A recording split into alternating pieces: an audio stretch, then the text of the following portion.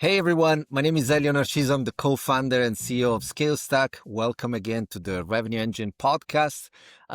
Today, I'm excited to have Mollie Bodensteiner here with me. She is the Senior VP of Operations at Engine. Usually in this podcast, we dive deep into go-to-market, sales, revenue, marketing ops, and all the different ways in which data is transforming how business grow at scale. She's been building and scaling ops teams for more than a decade across companies like Deal, Sound, and now Engine, where I think you've seen like amazing 70% year-on-year growth for now a number of years. And based on that, you had to not only design, but adapt the RevOps systems and models and, hire the talent. And so we're very curious. I'm very curious about everything that we're going to discuss today. So it's a real pleasure to have you, Mollie. Thank you for joining. And anything you want to add to the intro, anything that you want to say? No, really excited to be here today and dive into all things revenue, go-to-market, and ops. Very good. Well, first off, maybe I want to start, and I usually start like, how did we get here for you? Meaning like, you want to tell us a little bit how you started your career and, like what do you think are like, maybe the couple of moments in your career that led you to what you're doing today? Yeah, absolutely. So I tend to say like I've been in revenue operations since before it was cool, like going back and reflecting on the last, 15 years of my professional career, like my first job was actually building access databases for Blue Cross Blue Shield to manage RFPs, right? Like that was like Wow. core sales ops. I still laugh because like I interviewed and they're like, "Oh yeah, do you know how to use, Access?" I'm like, "Yeah, I took MIS courses, that kind of stuff." Like, how hard can it be, right? And I think like that is such like the core DNA trait of an operations person, and like just that attitude and that curiosity to like figure things out is really what helped me grow. Through my career, I was hired on full time at Blue Cross Blue Shield right after college. And then I went into their marketing communications team and started working in Silver Pop, which is crazy to even say that. But like that was like old school pre, marketing automation, ESP management.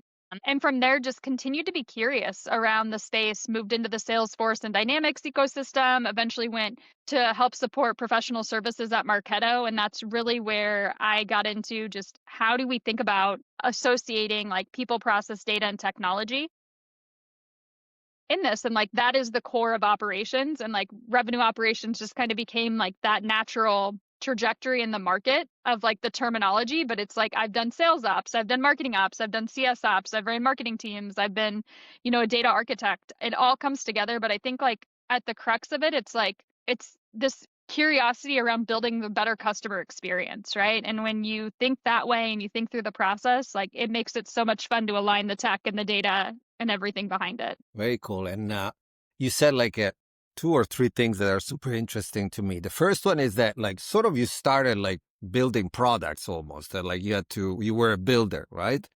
The second is marketing. And I have this theory that ops people that started marketing are exposed to so many tools and so much pressure and like that are actually better ops leaders than I think if they're you just more do. technical ops leaders and And they like are, more data oriented. I would fully support that theory. yeah. And I have so many examples in my mind of, I mean, like, you and I both know Andy Mowat, for instance. He also comes from sort of from that angle. Megan Gill, used to be at MongoDB. She also comes from marketing. Then like start building this like amazing capability of like running ops that in many ways to me is a product function. And and so I'd love your perspective on this, on like, process versus product, and how are you solving that equation? Because my observation, especially for people that maybe are not that used to have go-to-market ops, is that they think of them often as like, oh, it's like, solving some tickets and like doing processes, but instead it's so much more and so much of product. Yeah, Do you, and it's you've got, and I like when I think about how I run my ops teams, right? Like I do run them like a prod eng organization in a lot of the time, right? I think you should look at what we're building, right? And like the same way product is building like a great customer experience for our customers, like we internally are doing that for our stakeholders, right? Which ultimately are our customers, our sales teams, our marketing teams, our CS teams, so that they can best support the the ultimate in customer experience, but more importantly, like our sales team, etc. And so I think about like just the design on this is like RevOps is not, if your RevOps are order takers, if they're just sitting and answering tickets and fixing things, like they're not actually RevOps, right? They're help desk. And that's okay. Yeah. Like that can be a component of RevOps, right? Like you will have things that are like, I've got to create quick reports. I need to do more of these paper cuts, these bug fixes, the same way a product team has this as well, and an engineering team as well. But you also have to have your TPMs and your PMs that are looking at like, what are we trying to solve? What's that experience we're trying to create? And like building those right requirements that bring together, again, the like right processes, the right tech, the right data to really orchestrate that experience that you're trying to create. Yeah. And then you mentioned now like several times already, like the customer, no? Because that's the third leg that I think is so important. The deep knowledge of who is the customer Yeah. and how that evolves over time. I'm curious about I come from like a relevant experience at Amazon AWS. And so like customer obsession is of course Yep. like the mantra at Amazon. I'm curious about like how you inject that in the teams, like that customer obsession about the end customers that you serve and the knowledge that you have to have about them, but also maybe like internal customers that you need to serve. Yeah, absolutely. So for the end customers, right? Like everything we're doing, we need to do under like the frame of like, what is our customer experience that we're creating? I am probably the most not guilty, right? Because it's not a guilt thing at all. It's like I shop our site, I go through, I use our product, I act like a consumer, right? And I flag those points of friction. I'm constantly looking at feedback that we're getting, whether it's our CSATs, whether it's stuff that's coming in from like an app store, right? Like we should always be listening to the gong calls. I listen to our support calls. I try to listen to 10 support calls a week to just say, what are our customers saying, right? Like, are our agents doing the right type of like conversation? Like, do we have that right coaching, right? So I think like you've got to put that empathy and put that like frame of reference as a customer, like I be okay with this experience or not? And if you're not okay with it, your customer's not going to be either. It's the same thing as like as we've been doing a lot of work publicly on like Eva, which is our agent, right? So like our Mhm. chatbot for our support team. One of the big things that, I think about on this is like if I wouldn't like the experience, a customer wouldn't, right? So like when I think about canceling a flight, am I okay interacting with AI? Yeah, I Mhm. am, right? Like I don't actually care if it's an agent. I don't care if it's AI as long as it's fast, easy, and effective. But if I'm frustrated because I just missed my flight and I need to get rebooked on a flight and I am in a time crunch and in a deadline, like I might not be okay with talking to AI then. I might really want a human that has some empathy that can help to support me. And so that goes back to like what's that right experience for the customer based on where the customer is in their journey. Yeah. So much good stuff there. I want to go back in a second to the listening to the, help Yeah, center customer conversation. But before we do that, I'm curious. I mean, you were just promoted, so congrats on that big thanks. role as VP of Ops. What were, if you can share anything, Yeah. the non-negotiable you discussed when you took this latest role? So, like the Yes. things that you say, I absolutely need to have this. Yeah, I think one of my big non-negotiables was like, I'm going to say speed, right? But like it was thoughtful speed. I wanted to go to an organization that was willing to be innovative and willing to be okay with like, I'm going to call it even failing with that innovation. As we have really put emphasis in like digital transformation and AI and automation, like I wanted to move quickly on those things and have a culture that supported that type of like fail fast mindset. Anyone who's had maybe the privilege to work with me knows I'm going to be the worst person to say, let's put a 50 slide PowerPoint together and talk about it versus just doing it. And so I wanted to go to an organization that had that same like DNA of like, let's move quickly on opportunities, right? Let's not admire problems. Let's fix them. Let's test. Let's use data, but like, let's be okay. Like a lot of ops teams, like become their own bottlenecks because they're just over engineering everything. They're, spending too much time trying to find the perfect solution versus like identifying like what the good enough solution is that you can build upon and learn. And just being in that type of environment was really what I was looking for. And Engine definitely meets those expectations, which has been great. Very good. And what about the specific of your role? So like the company, very interesting perspective on like the speed and solving problems. What about the role that you recently decided to accept?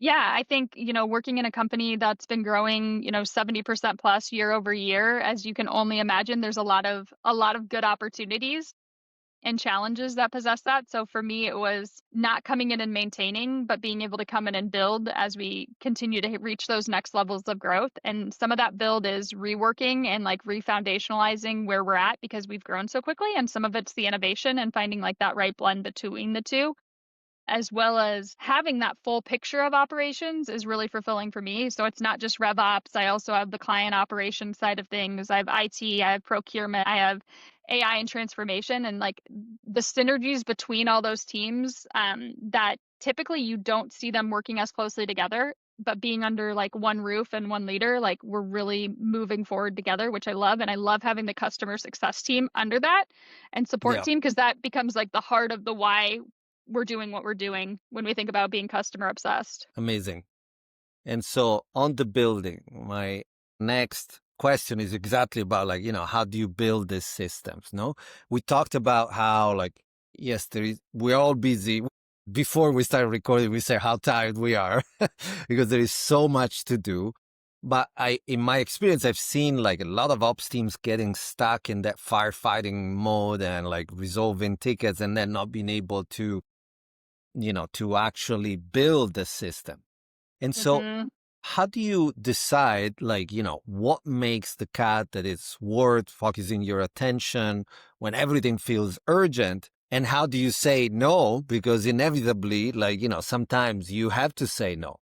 Yeah, absolutely. And it's, everything's always urgent, right? And like what was urgent yesterday might not be urgent today because a new thing came up. And I think that's if you're not a little bit of a firefighter in ops, like you're probably not really in ops. But I think for me, as I've grown in my career and like matured into this, it's like really, I have a prioritization matrix, right? It's the high low impact versus like the high Hmm. low effort. Right. And like really making sure like I'm four boxing what we're doing and why, and trying to be really mindful of like, I only have so many percentages I can give to these things. So making sure like the impact and the effort really aligns. The other big thing is understanding like when things start and stop. I think that's a lot of like the failure that we as RevOps people don't do a great job in terms of scope, is saying like, when does this start? When does this stop? So we understand like when it ends, because there will always be like more that you want on something. And it might have to be, yeah, we'll do that, but that's going to be in the next sprint or two sprints from now, because this is how I've got things prioritized.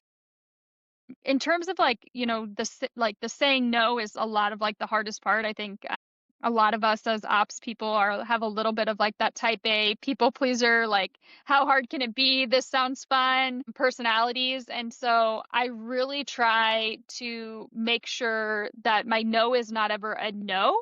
It's a not now, right? And like it's documented, it's backlog, because there's a lot of great ideas, right? Like, and good ideas are worth documenting and keeping an eye on. They just might not be a priority. And so I think with like stakeholder management and that, it's like trust is built on transparency. Like that's kind of the mindset that I try to put into the team too. It's like say what you mean, do what you say, like communicate the why behind what you're doing, right? Oh, you want this great dashboard. Okay, great. Like I have to actually clean up the data to get you this dashboard, and like explaining the why behind it and the right timeline, like I think goes a long way. I think people can handle not now a lot better when there's like a reasoning and a plan, and like you have transparency on like pick and choose. They just can't handle uncertainty of like false promises. And one of the things that like I think we've done really well is like having a go to market WBR internally. So like we're bringing the right parties to the table, because we don't have infinite resources, right? So like marketing and sales have to be okay with some horse trading and understanding like what ultimately gets to the overall goal of the company. the right Yeah. way versus like the individualized goal. And I think taking more of that collective mindset and like forcing that not forcing by any means, but bringing together that collaboration and that decision making just moves things a lot further in terms of like the why behind what is prioritized versus what's not. Amazing stuff. This is a lot of like product thinking. Like, you talked about the start and stop, which I love, like sort of having like a roadmap for your team. And so that's how you drive like the prioritization and then the communicating the reason why, like, we can build this now, but this is a good idea that can be Yeah, built you've got your provided backlog. that, yeah. And Yeah. in building, obviously there's people involved. And I heard you talking about like this pod-based org design in RevOps. And when I was at Amazon, we had like the two pizza team rule that like teams would, could not be bigger than what can be served by two pizzas. Now, Two these are not pizzas. Italian pizzas. These are American pizzas that are large because with two pizzas in Italy, you feed two people. My question is like, is that how you then organize the team to think like a product? So small teams, small pods that have like, a subset of those priorities or roadmap items?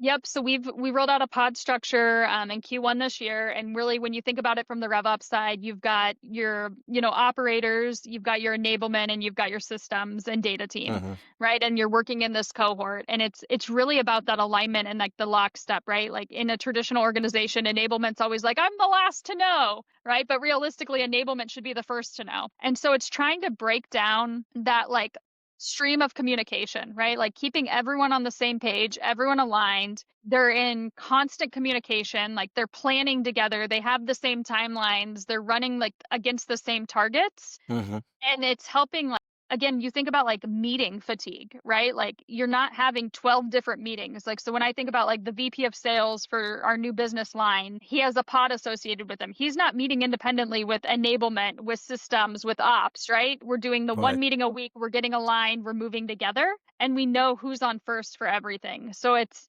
focusing on like that strong alignment on priorities, shared metrics, right? Like they're spending the real time together, they're talking constantly, but they're like staying in toe step, right? And so I think like that's huge for the business as well, especially the stakeholders that we serve, and just building that efficiency for delivery. And so super interesting stuff. How do you ensure, because one of the problems I had at Amazon, it was also the duplication of efforts. Because if you have so many different teams, how do you ensure maybe that there is less duplication than optimal, and maybe also how like you avoid that these pods turn into silos? Yeah, absolutely. So I think the way the pods, and it's kind of becomes that matrix format where like the pods don't become just silos because of the reporting structure, right? So like Mm, operations still reports to the operation leader, enablement still reports to the enablement leader, systems reports to the systems leader. So their reporting lines are not actually pod based. It's the working function that becomes pod based.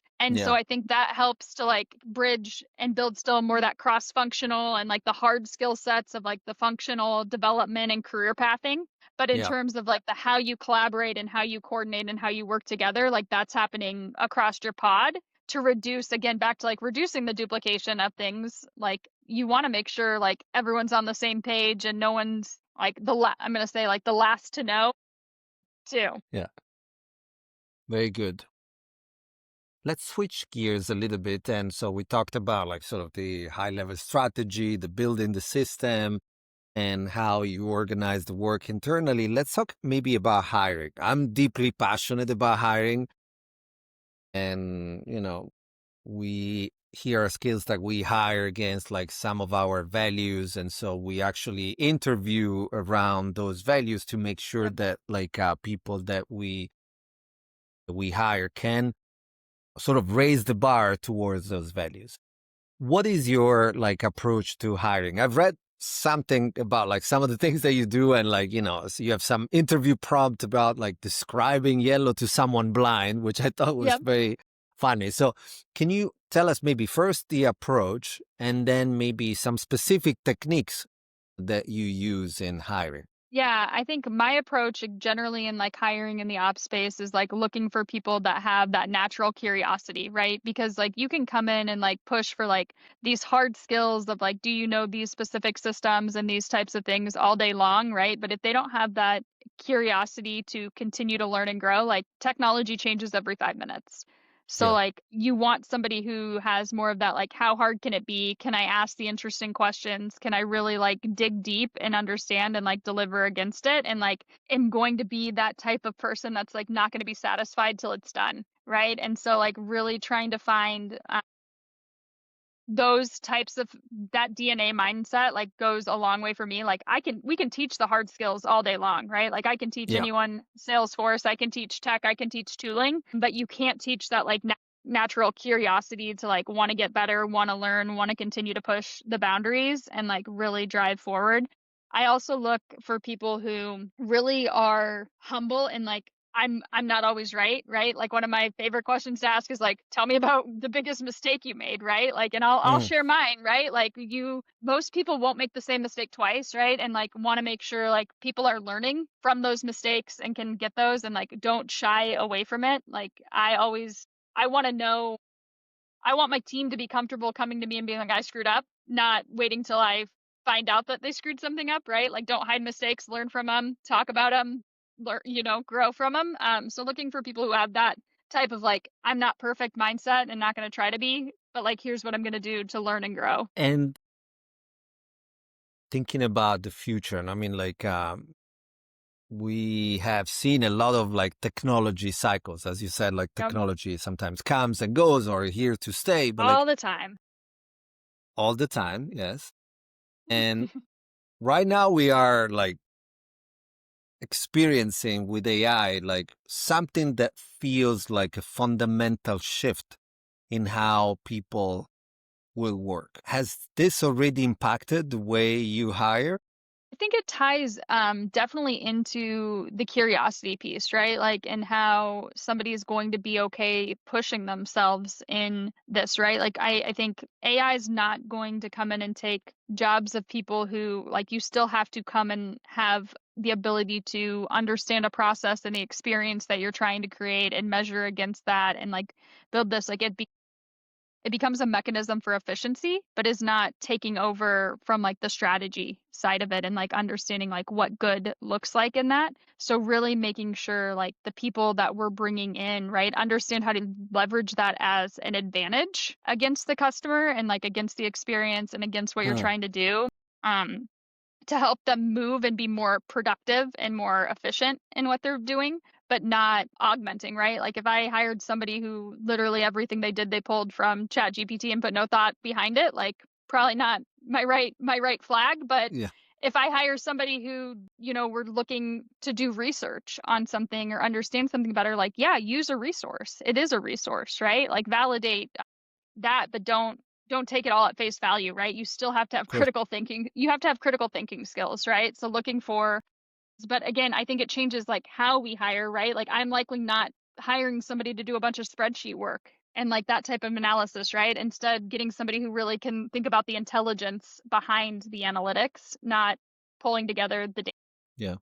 And there is a lot of talk about like that with AI, hire more and more builders. And like if you're not like a builder that like knows how to leverage technology, specifically AI, to build a new process or a new system or a new like way of doing things, those are going to be the organizations that are going to be left behind. Now, so we hire the people using like the curiosity and being humble and learning and all of that. Then there is onboarding. And I think you said something very interesting that like, silence during onboarding is a red flag. And If you're quiet during onboarding, there's nothing scarier to me as a leader. all right, so I want to qualify that because sometimes like, especially in organizations that are larger, no? And where like you need to understand a lot of things. There is, especially like in new hires, sometimes the urgency to do stuff without having like asked all the questions and having listened and having absorbed the way things are done. And so at the beginning, like you want to absorb as much as possible how things are done before you change them. Because I mean, like the reason why we hire people is that we do things better and change them. Yep. But if they do that too quickly because they have not spent the time understanding how things works today, that decreases their ability to change later because they don't gain the trust of people. I don't know if I'm making sense, but No, you're I making want, sense, and I think for me, it's the silence of, like, if they're not asking questions, right? So, like, that's what I okay, want is, like, I'd be concerned if somebody came in day 1 and said, "Here's how we're gonna change everything." It's the fact of, like, if I get on a one-on-one call with a new hire and I try to meet with every new hire within my organization for at least, at least 15 minutes, usually a lot more than that, pending their level and role, but like if they're not coming with like, hey, why do you do it this way, or what went into this decision, like, and starting to seek to understand, like, that scares me, right? Like, yeah, because that, to me, 100%. the people who are going to innovate and are going to challenge the status quo are going to challenge it with like rationale and like understanding, and if they're not asking for that, they're not going to improve for us. Yeah, yeah, absolutely. Yeah. So the silence about like the understanding during the Yeah, onboarding. You should if they're ask, not asking questions. yeah, you should Yeah. ask all the questions like as quickly as possible and like, as curiously as possible. Yeah, 100%. absolutely. And then in terms of goals, do you use OKRs at Engine? How do We you do, yep. So we okay. do use an OKR framework, which is great. And I think for new hires, like for me, generally in like first quarter of new hires, really try to look at this as like, how do I get them a good quick win, right? Like usually within my first like 2 weeks of having a new hire, like I want to make them feel like they accomplished something, right? Like in a not a huge project by any means, but like just that they get their name out there, they build credibility with stakeholders, like they deliver on something and like can start to feel that just like achievement really quickly. Hmm. Versus like you see some companies and it's like, okay, you're going to come in and do this like 6-month project or this big project, which is like maybe what you hired them for, but it's like start to get some reps under their belts and like help them feel successful in the company goes a long way too. And I think I read that like you like to assign also a personal goal. What are you looking in those personal goals? Yeah, I think it's important for to me, like, especially as people think about like their career path and like as a leader, like my job is not to tell you what you should be doing next. Like I don't own your career. Like I support your career as you have clarity and you have understanding, and like that's what I can do as a good leader, but like it's not my job to sit down and be like, "All right, Bob, like here's where you're going to go next and here's how we're going to get there." It's Bob's job to come to me and say like, "Here's what I'm curious about. Here's where I'd like to learn. Can you help me find these right opportunities?" And they might be internal, they might be external opportunities, but I think it's just really important that like people do have goals that they're working towards. And I think like when you think about like the two, I think it's like the 2/3 rule, right? Two internal, one external type goal of just like bringing more of that like motivation. And it could be something in their personal life of like, hey, I want to run a marathon. Like again, it's helping drive just to the humanality of like where people are trying to accomplish. Very good. Uh let's maybe start talking about maybe wrapping up, but also like start talking about AI. We talked briefly about that. You are using AI in meaningful ways, of course, in your product, but also in the ops function that you lead. Um, There was a study that, and I'm actually writing a blog post about this, that was published a couple of days ago from MIT saying like, oh, 95% of the Gen AI pilots that enterprises are running are not achieving the results hoped. And one of the points in this analysis that the MIT researchers did was, look, enterprises are complex. And if you just give like to people, let's say ChatGPT, and you mentioned earlier this example, yeah, it's great for them individually, but like it's not gonna like adapt to the like workflows and to the like the way that company works. So how are you building for your function, separately from the product that Engine sells to their customers, how you're building like leveraging AI, and how do you see this evolving to increase the success rate of those projects? Yeah. I think one of the biggest things, and I'll start with what we've learned, right? We've learned that like you can't boil the ocean. And like even when we think about something like Eva, which is like our chat bot, right? Like Mhm, we mhm. have 60 plus different use cases that she can do. And if we would have started trying to do all 60 of those, like we would have, which is how we started, right? We would have gotten nowhere and we would have learned so much slower versus then we took a step back and said like, all right, in the next 14 days, we're going to roll this specific use case, not our sexiest one, but the one that like we feel like we're going to have the most success with, we can clearly define and we can execute properly on. And I think that when we're talking about like enterprises not seeing like what they thought they would get, I don't think they have the right goals, right? Like, and they're not probably being realistic. They're not understanding the experience that they're trying to create. They're not putting the right resources behind it to really define it, and they're not learning quickly enough through the process to drive the strategy. And so I think for us, right, like we have a backlog of initiatives, but it doesn't start with like sitting down and being like, here's this grandiose idea. It starts with I go and sit with somebody on like, let's call it the accounting team, and I work with the person who handles, our accounts payable process, and I say, "Show me how you do your job. Like what are you doing? Like let's just walk through. Oh, wow. You spend a lot of time just exporting and importing things that we could probably automate, right? Like let's talk about that. Let's then quantify that. Like let's go through the process and figure out again, how do we help people do more fulfilling and more impactful work and use AI, use technology, use automation to streamline what can and should be streamlined." Very good. And you've had lots of experiences in very different industries, like, healthcare, HR, now travel. What is like you think the future for ops, leveraging AI, but also in general, like, the future of ops based on your learnings across all these different industries, which give you like a vantage point, which I think is very interesting. What do you think is here to stay? What do you think Yeah, will completely change? I think the ops leaders that will be successful will be the ones who can really understand like the human behavior, right? Like, and can design like the intuitive processes and like make complex feel simple. Like, it's not going to be a technical skill set. It's going to be like an experience design skill that like Hmm. ops will have that will translate into like being that builder, right? But like that, it's going to be like what makes a good experience.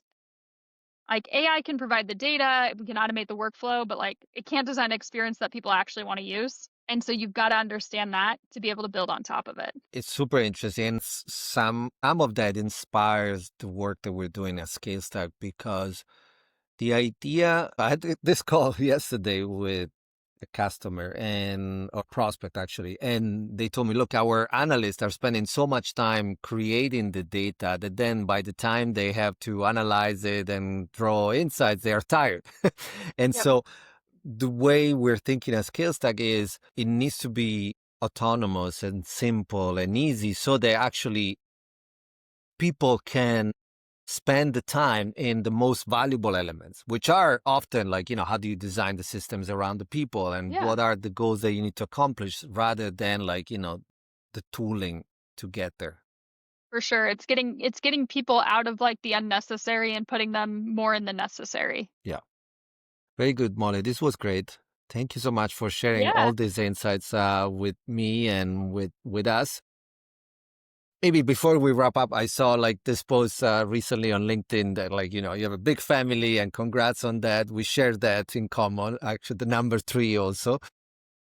Maybe when you're not like building and scaling teams and fixing all these upscales, what is like the one or couple of things that like that you do that keep you grounded?